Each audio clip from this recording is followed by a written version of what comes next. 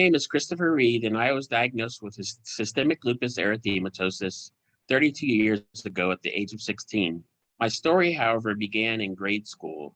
I suffered from frequent bouts of debilitating headaches. My headaches, would occur almost several times a week, were not typical of any migraine or cluster headache. By ninth grade, my parents were desperate to find a cure for my headaches, and I went to a clinic in Chicago. I saw several nutritionists and chiropractors over the course of a number of years. I started working with a psychologist that specialized in biofeedback, and I started going to therapy. My mother even said she was so desperate that she considered sending me to a witch doctor. Despite all of these efforts, doctors could not help me. I began developing abdominal pain and abdominal spasms, and years later, doctors finally figured out that I had lupus. My diagnosis of lupus was really traumatic. I suffered from severe chest pain and shortness of breath. I thought that my chest was about to explode every time I walked up the stairwell to my bedroom. It was impossible for me to participate in driver's ed class because I couldn't wrap my fingers on the steering wheel. And after weeks of a constant cough and constant chest pain, I was admitted into the hospital. Instead of getting better, I got worse. My immune system began attacking my lungs, my heart, my gastrointestinal system, my central nervous system, and my blood while I was in intensive care. I was anemic, I had a seizure, and I could not keep any substance down in my stomach. I was tested for every disease imaginable, and eventually doctors determined that I was one of the very rare males to develop lupus. I had very few role models when I was diagnosed with lupus. To me, the only people with lupus in the media were middle-aged white women. And think about this, this was 32 years ago. And during my first lupus symposium, the keynote speaker, a rheumatologist, someone who's supposed to know everything about lupus, suggested that men did not have lupus. One day I met a male with lupus during a support group meeting. He looked as though he was struggling just to hold on. He was confined to a wheelchair, his body hunched over, his moon face, and which was the only thing I could recognize in myself. The man's hair was falling out from his scalps and his eyes were inflamed. Despite my support group leader's encouragement, I tried to stay positive as much as possible, but oftentimes this man scared me, given he was an older gentleman and I was 16. I was frightened that I would end up the same way. I eventually graduated with high honors from high school, and it took me 8 years to graduate from college because I continued to suffer from lupus flares. I had trouble shaking the inflammation in my joints and my heart and my lungs. Because there were times in which I was too sick to attend college, I did not have medical insurance. But luckily, my mother worked for a prestigious teaching hospital here in the Atlanta metro area. If I didn't have insurance, that meant that I was trying to manage lupus and seeing a doctor for free.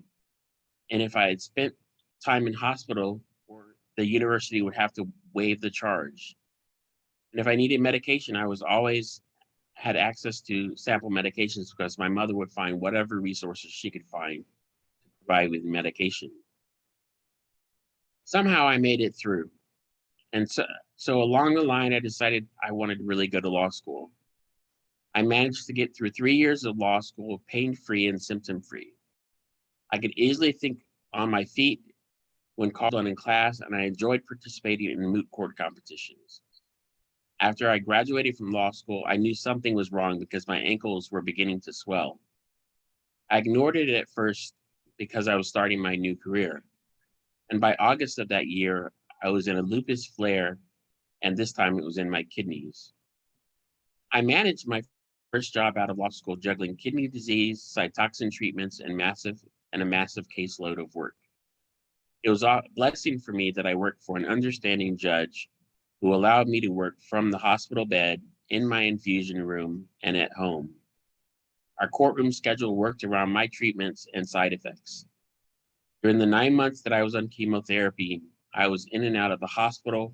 I had a biopsy of my lymph nodes because the doctors feared I had cancer. I suffered from week-long headaches after cytoxin treatments, and I frequented the emergency room because I suffered from constant chest pain. It was difficult for me to remain at work even after half a day.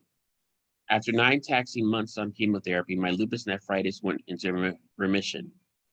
Since then, I've almost died 3 times, one of them septic shock after undergoing a procedure. I decided to practice law for 12 years. Practicing law and having lupus aren't really exactly a match made in heaven, especially while taking somewhere between 10 to 16 medications. Like millions of other lupus patients, I have brain fog. I work in a profession in which I am constantly being tested, a profession that requires that I think on my feet, contribute to complex discussions, or remember pertinent case law at the drop of a hat. My short-term memory is pretty horrible. There are days in which I suffer from a lapse in thought, and I have trouble concentrating. So in 2014, I began taking on more administrative roles at a law firm. And in 2019, I left the practice of law altogether.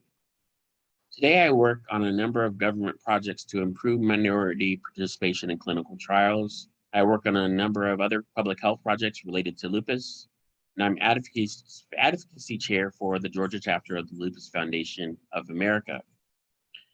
I also lead a support group for men living with lupus around the country. The support group is called Brotherhood of the Wolf. Our support group is open to all men who live with lupus or whose lives have been impacted by lupus. That means even caregivers. We meet the last Sunday of every month at 4 p.m. Eastern, 3 p.m. Central.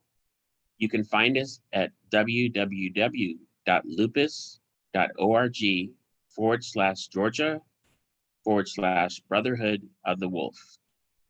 I want to thank you and thank the Lupus Foundation of Arkansas for allowing me to speak to you today.